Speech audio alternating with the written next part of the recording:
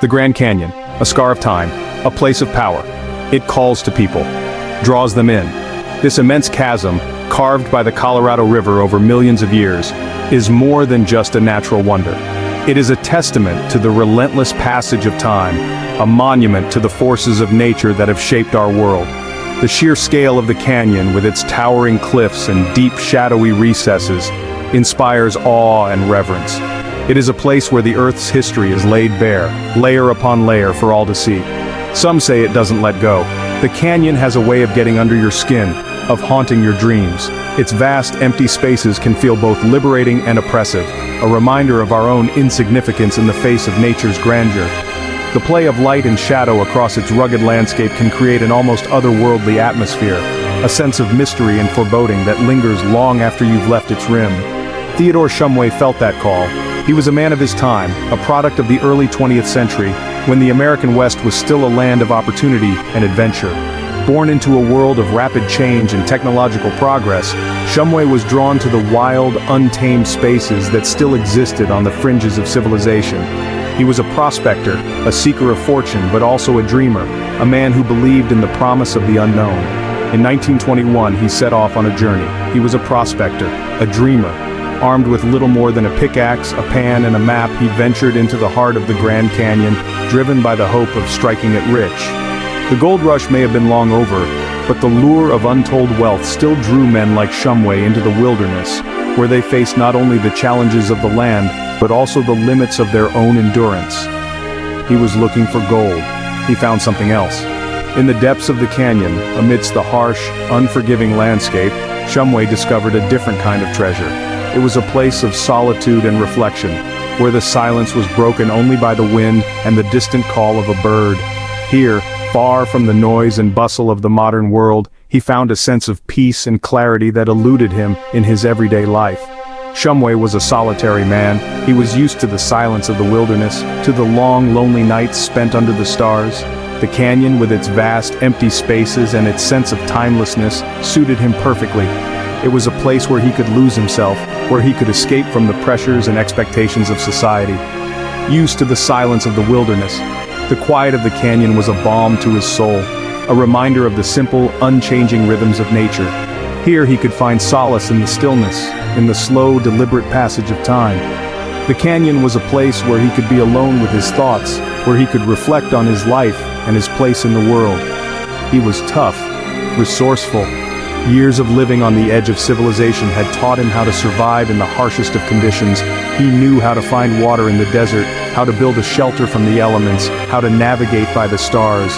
He was a man who could rely on his own skills and instincts, who could face the challenges of the wilderness with confidence and determination. But the canyon was different. It tested him. The sheer scale and complexity of the landscape presented challenges that even a seasoned prospector like Shumway had never encountered before. The steep, rocky cliffs, the treacherous river crossings, the unpredictable weather, all of these tested his physical and mental limits, pushing him to the brink of exhaustion, pushed him to his limits. Every step was a struggle, every day a battle against the elements.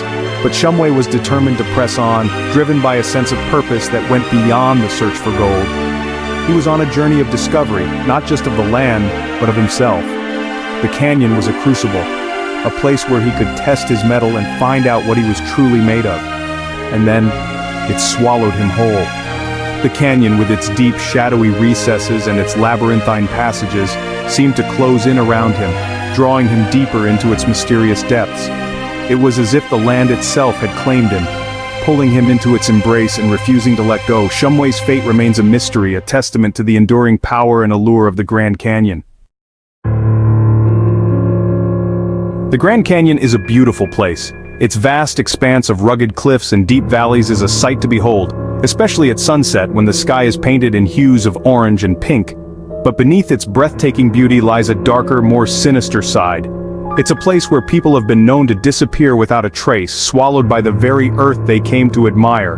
The Native American tribes of the region have long been aware of the canyon's mysterious nature. They whispered stories around campfires, passing down tales from generation to generation. These stories were not just mere folklore, but warnings of the unseen forces that lurked within the canyon's depths. They spoke of spirits that roamed the canyons, restless souls that wandered the rocky terrain. These spirits were said to be the remnants of those who had lost their way, unable to find peace. Their presence could be felt in the eerie silence that often enveloped the canyon, in the shadows that seemed to move on their own. The canyon was believed to be a place where the veil between worlds was thin, where the boundary between the living and the dead was almost non-existent.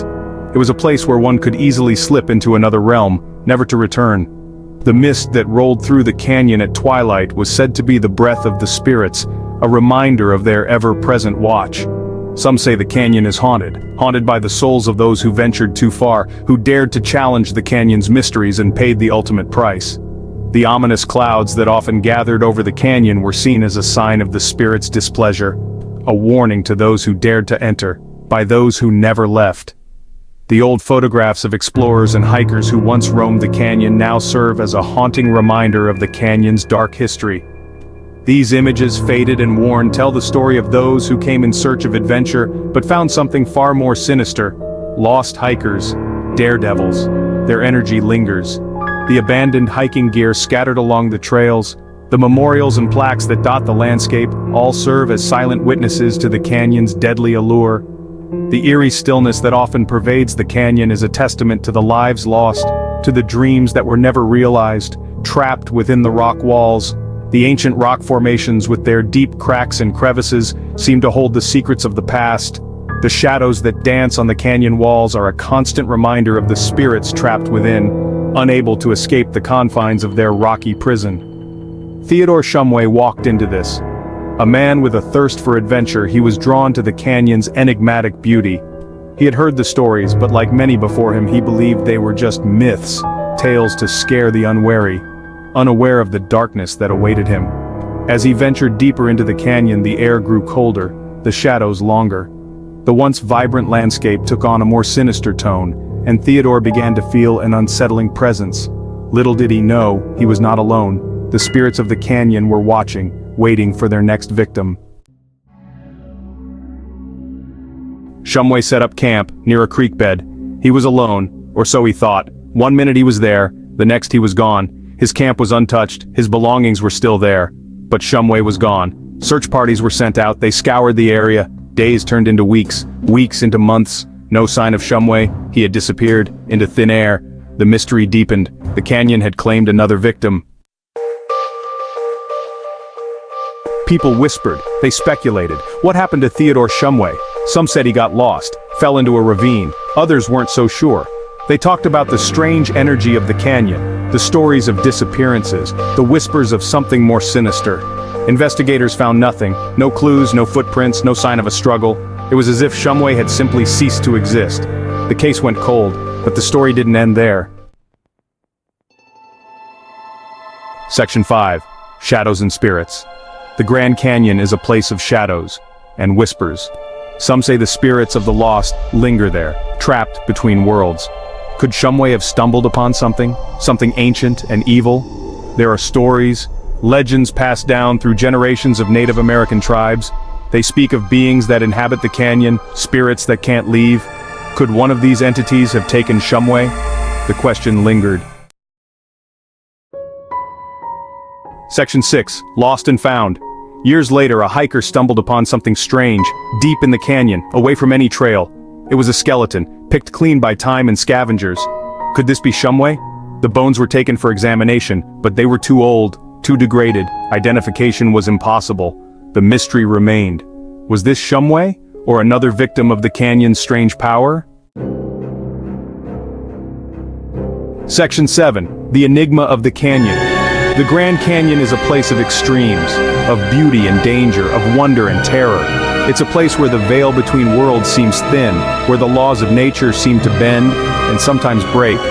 Theodore Shumway disappeared into that enigma and never returned. His story is a reminder of the power of the canyon and the mysteries it holds. Section 8. Theories take flight. Some say Shumway fell victim to the elements, the scorching sun, the freezing nights, the unforgiving terrain. Others believe he became disoriented, lost his way, succumbed to dehydration or starvation. But then there are the whispers. The stories told around campfires, of the spirits that roam the canyons, of ancient rituals, of portals to other dimensions. Could Shumway have stumbled into something he shouldn't have? Section 9. The mystery endures. The Grand Canyon, a place of breathtaking beauty and awe-inspiring vistas, has always been a land of mystery and intrigue. Its vast expanse and rugged terrain have witnessed countless stories, some of which remain shrouded in enigma. Theodore Shumway's disappearance remains unsolved, a cold case that has baffled investigators and intrigued storytellers for decades. His last known whereabouts were at an abandoned campsite, now a ghostly reminder of his mysterious vanishing. But the story lives on.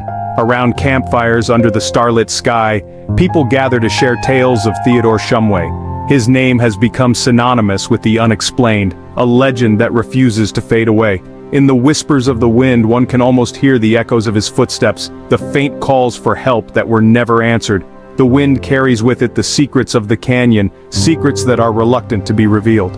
In the shadows of the canyons where the light barely penetrates lies the heart of the mystery. These shadows seem to dance with the spirits of those who have been lost to the canyon's depths, including Theodore Shumway. A reminder that some mysteries are never meant to be solved. The ancient symbols carved into the rocks tell stories of a time long past, of people who once roamed these lands and perhaps faced similar fates. The Grand Canyon holds its secrets close, like a guardian of the past. Its intricate patterns and formations are like a cryptic language, waiting to be deciphered by those brave enough to try. A silent guardian of the past, the canyon watches over the stories etched into its very being. As the stars move across the night sky, they bear witness to the passage of time and the enduring mysteries that lie within, and a stark reminder of the power of the unknown. The thunderstorm's fury and the lightning strike serve as a testament to the untamed and unpredictable nature of this majestic landscape. Theodore Shumway became a part of that mystery. His face, now a faded memory in old photographs, is a symbol of the countless souls who have ventured into the canyon, never to return. His story, a cautionary tale. The old journal with cryptic notes found at his campsite offers tantalizing clues but no concrete answers. It serves as a warning to those who dare to explore the unknown, a reminder that some places are best left undisturbed. The warning signs near dangerous areas of the canyon are not just for physical safety, but also a caution against delving too deep into the mysteries that the Grand Canyon holds. The deserted paths leading into the canyon are a testament to the allure and danger of this enigmatic place.